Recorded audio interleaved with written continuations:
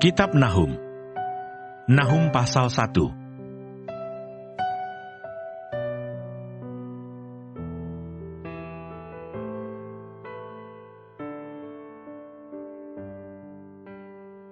Judul: Ucapan ilahi tentang Niniwe, kitab penglihatan Nahum orang Elkos.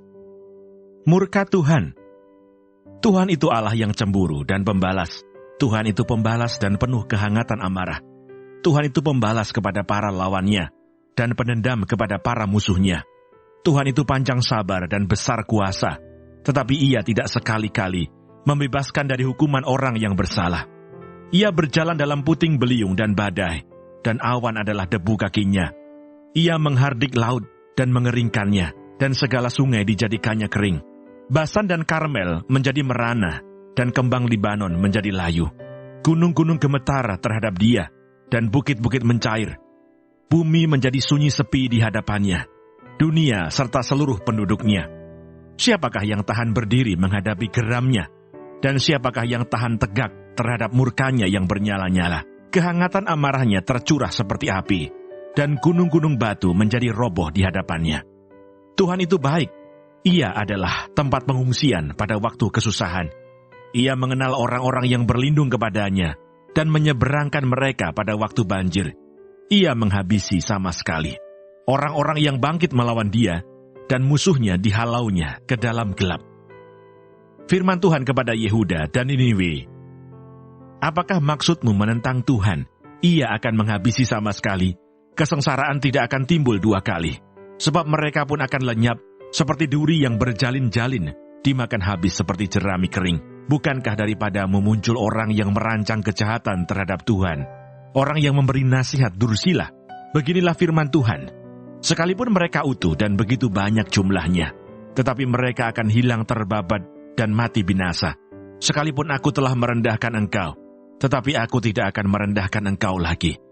Sekarang aku akan mematahkan gandarnya yang memberati engkau, dan akan memutuskan belenggu-belenggu yang mengikat engkau. Terhadap engkau inilah perintah Tuhan. Tidak akan ada lagi keturunan dengan namamu. Dari rumah Allahmu aku akan melenyapkan patung pahatan dan patung tuangan.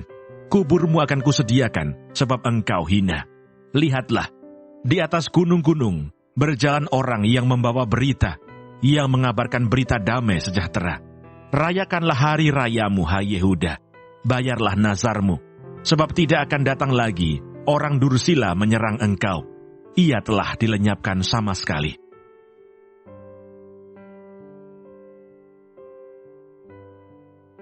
Nahum pasal 2.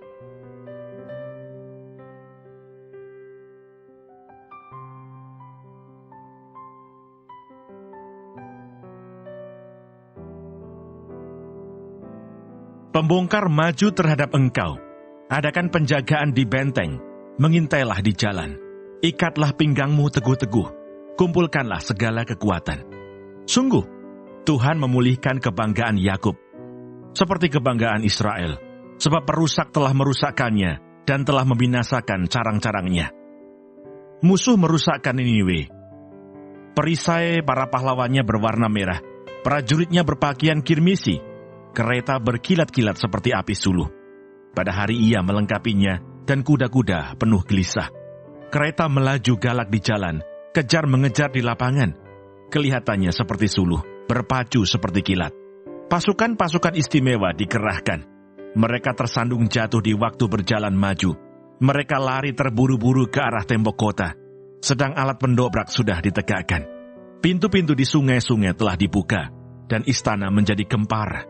Permaisuri dibawa keluar dan ditelanjangi, dan dayang-dayangnya mengerang, mengaduh seperti suara merpati, sambil memukul-mukul dada. Niniwe sendiri seperti kolam air yang airnya mengalir keluar. Berhenti, berhenti, teriak orang. Tetapi tidak ada yang berpaling. Jarahlah perak, jarahlah emas, sebab tidak berkesudahan persediaan harta benda, kelimpahan segala barang yang indah-indah. Ketandusan, penandusan, dan penindasan. Hati menjadi tawar dan lutut goyah. Segenap pinggang gemetar, dan muka sekalian orang menjadi pucat pasi. Di mana gerangan persembunyian singa, dan gua singa-singa muda, tempat singa pulang pergi, tempat anak singa di mana tidak ada yang mengganggunya. Biasanya singa itu menerkam supaya cukup makan anak-anaknya, mencekik mangsa bagi betina-betinanya, dan memenuhi liangnya dengan mangsa dan persembunyiannya dengan terkaman. Lihat, aku akan menjadi lawanmu, demikianlah firman Tuhan semesta alam. Aku akan membakar keretamu menjadi asap, dan pedang akan memakan habis singa mudamu.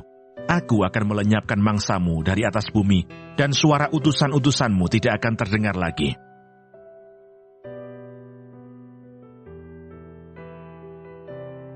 Nahum pasal 3.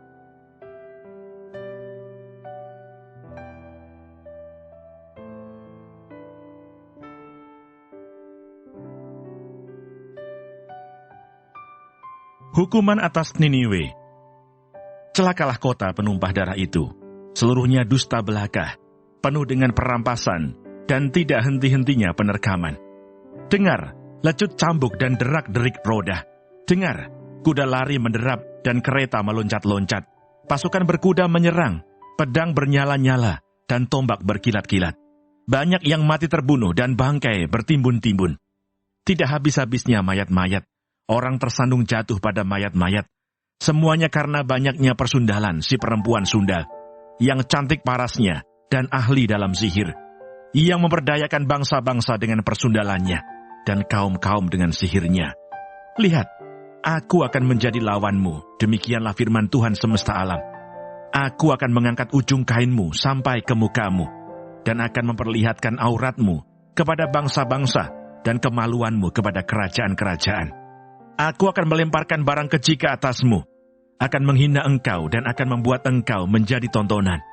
Maka semua orang yang melihat engkau akan lari meninggalkan engkau serta berkata, Niniwe sudah rusak. Siapakah yang meratapi dia? Dari manakah aku akan mencari penghibur-penghibur untuk dia? Adakah engkau lebih baik dari Tebe, kota Dewa Amon, yang letaknya di sungai Nil, dengan air sekelilingnya, yang tembok kotanya adalah laut, dan bentengnya adalah air. Ethiopia adalah kekuatannya, juga Mesir dengan tidak terbatas. Put dan orang-orang Libya adalah pembantunya. Tetapi dia sendiri pun terpaksa pergi ke dalam pembuangan, terpaksa masuk ke dalam tawanan. Bayi-bayinya pun diremukkan di ujung segala jalan. Tentang semua orangnya yang dihormati dibuang undi, dan semua pembesarnya dibelenggu dengan rantai. Engkau pun akan menjadi mabuk, akan menjadi tidak berdaya. Engkau pun akan mencari tempat perlindungan terhadap musuh. Segala kubumu adalah seperti pohon ara, dengan buah ara yang masak duluan. Jika diayunkan, maka jatuhlah buahnya ke dalam mulut orang yang hendak memakannya. Sesungguhnya, laskar yang di tengah-tengahmu itu adalah perempuan-perempuan. Pintu-pintu gerbang negerimu terbuka lebar-lebar untuk musuhmu. Api telah memakan habis palang pintumu. Timbalah air menghadapi pengepungan. Perkuatlah kubu-kubumu, pijaklah lumpur, injaklah tanah liat, peganglah acuan batu bata. Di sana api akan memakan engkau habis. Pedang akan membabat engkau, akan memakan engkau seperti belalang pelompat. Sekalipun engkau berjumlah besar seperti belalang pelompat, berjumlah besar seperti belalang pindahan. Sekalipun kau perbanyak orang-orang dagangmu, lebih dari bintang-bintang di langit. Seperti belalang pelompat mereka mengembangkan sayap dan terbang menghilang. Sekalipun para penjagamu seperti belalang pindahan, dan para pegawaimu seperti kawanan belalang, yang hingga pada tembok-tembok pada waktu dingin. Namun jika matahari terbit mereka lari menghilang, tidak ketahuan tempatnya. Celaka, alangkah terlelapnya para gembalamu, hai Raja negeri Asyur. Para pemukamu tertidur, laskarmu berserak-serak di gunung-gunung, dan tidak ada yang mengumpulkan. Tiada pengobatan untuk cederamu, lukamu tidak tersembuhkan. Semua orang yang mendengar tentang engkau bertepuk tangan karena engkau, sebab kepada siapakah tidak tertimpa perbuatan jahatmu terus-menerus.